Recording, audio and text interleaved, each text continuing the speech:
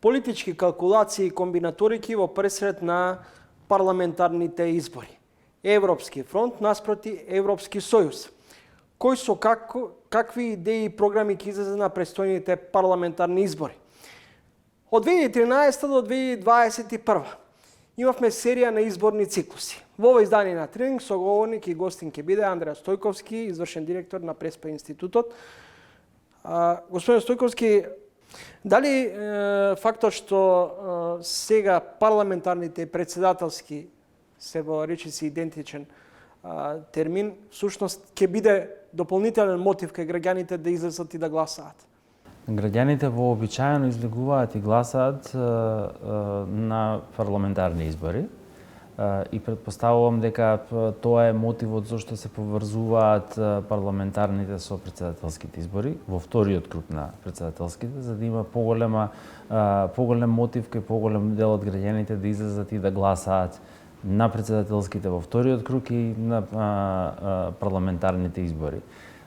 Ова се случи, се има случајно и претходно и беше на истиот начин моделиран изборниот календар за да можат да се одвестуваат двата изборни циклуси, односно не двата изборни циклуси, туку вториот круг од претседателските избори со парламентарните избори, повторно поради мотивот кај граѓаните да излезат на парламентарни избори и да гласаат. Вообичаено трендот така покажува изборната излезноста и мотивот на граѓаните да учествуваат на изборите е поголем кај парламентарните што кај други.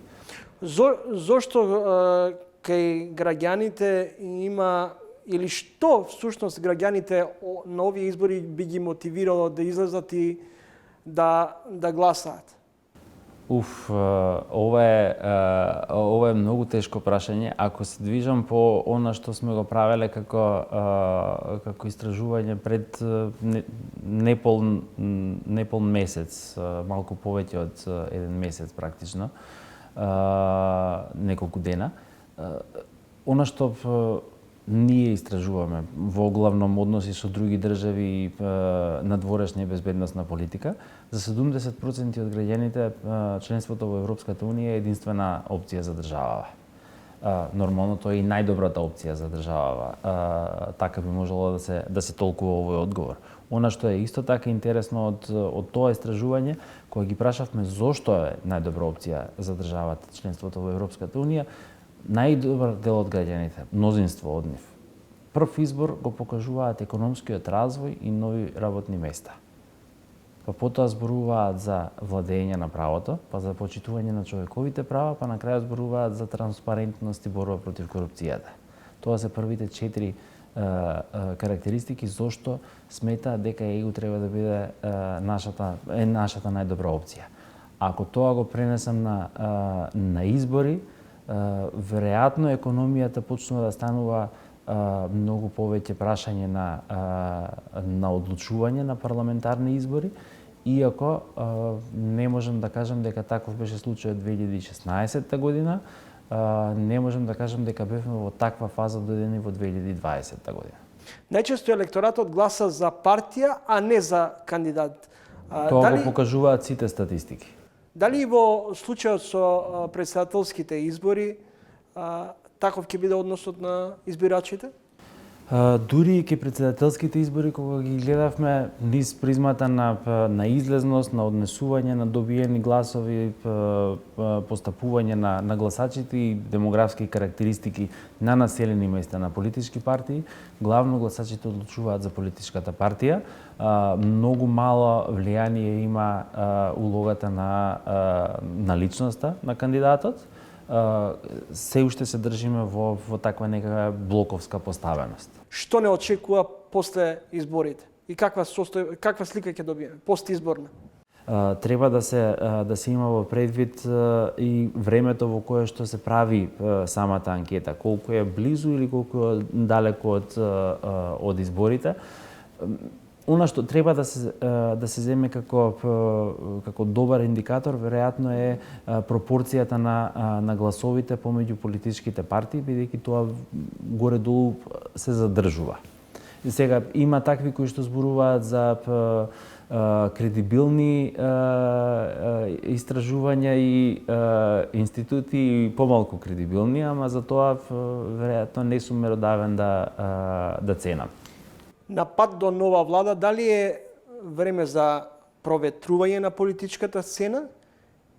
И како вие гледате на овие поделби Европски фронт наспроти Европски сојуз во овие можни политички калкулации, окрупнување на владеачката гарнитура наспроти зголемување на опозицијскиот блок?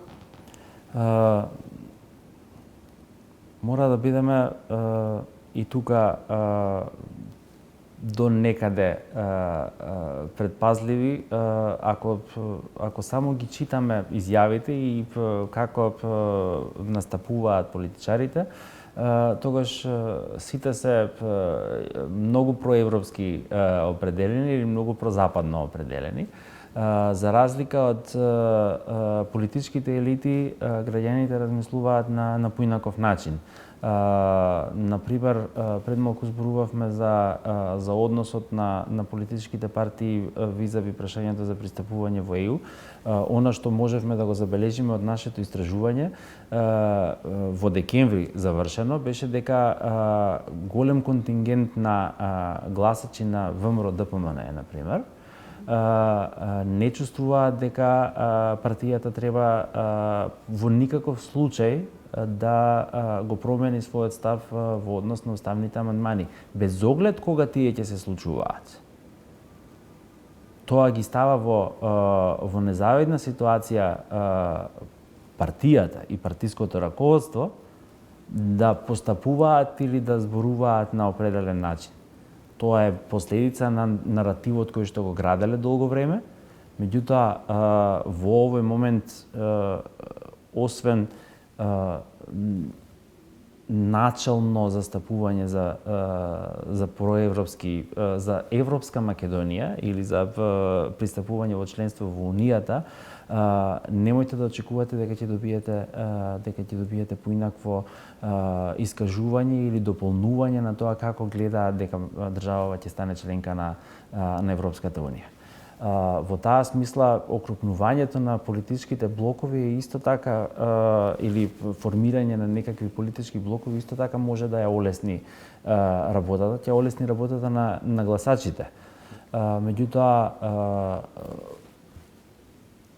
поврзувањето на политичките партии, иако политиката и математиката не се исто, 1+1 никогаш не може да бидат 2, уствари може да бидат 2, ама може да бидат и 2,5 и 3, може да биде и 1, може да биде и 0 во политиката, во математиката е тоа секогаш 2.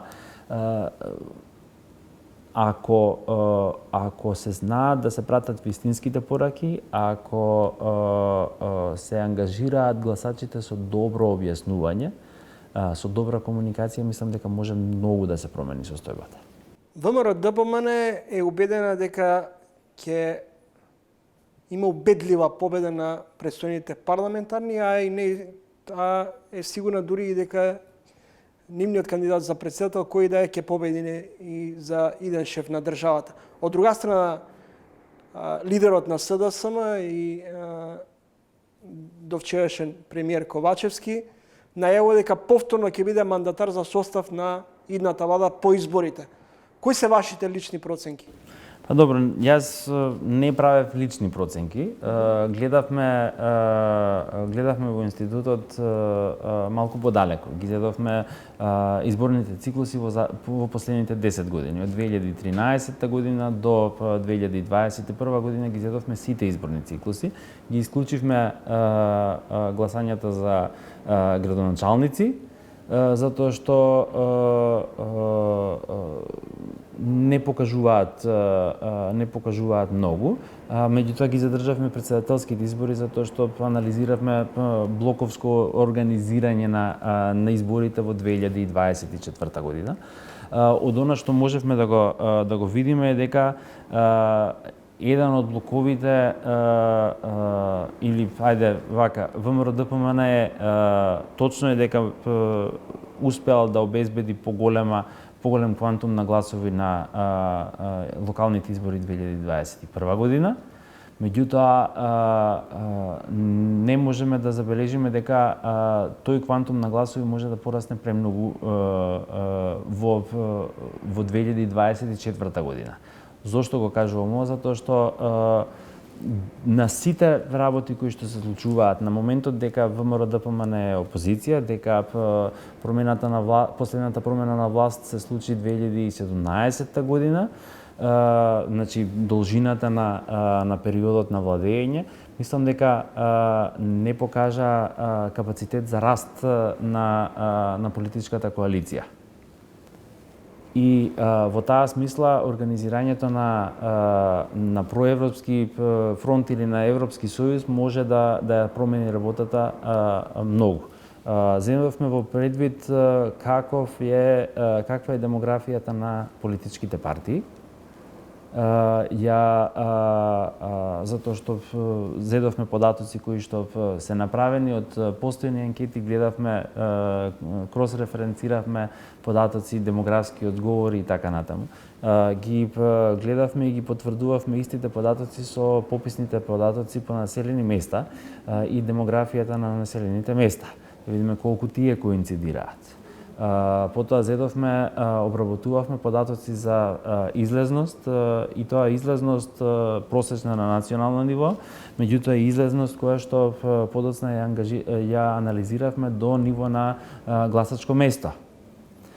Ги анализиравме гласачките места, распореденоста на гласачките места или геолокацијата на гласачките места. Зедовме други дополнителни статистики кои што можеа да не водат во некакво анализирање на начин на одлучување или на постапување на гласачите. И на крајот зедовме податоци од јавно достапни анкети. Гледавме пропорцијата помеѓу политичките партии, ја гледавме пропорцијата помеѓу анкетите и изборните резултати, поврзувајќи ги при тоа изборните циклуси и времето кога се правени таквите анкети, за да може да ни помогне во некакво анализирање или проектирање на некакви резултати. Ако тоа земеме да го проектираме или да го ставиме во модел за следење и проекција на однесување на гласачите, мислам дека шансите за победа на проевропскиот блок наеднаш многу растат. Имајќи ги во предвид, реков, излезноста, демографските показатели на политичките партии на населените места, трендовите на однесување на овие изборни циклуси, дури и на изборните циклуси за кои што слушнавме колку биле со изборен инженеринг. И благодарам за гостувањето во емисијата. Благодарам и на вас. Следете разговор и гостување на Андреа Стојковски, извршен директор на Преспа институтот.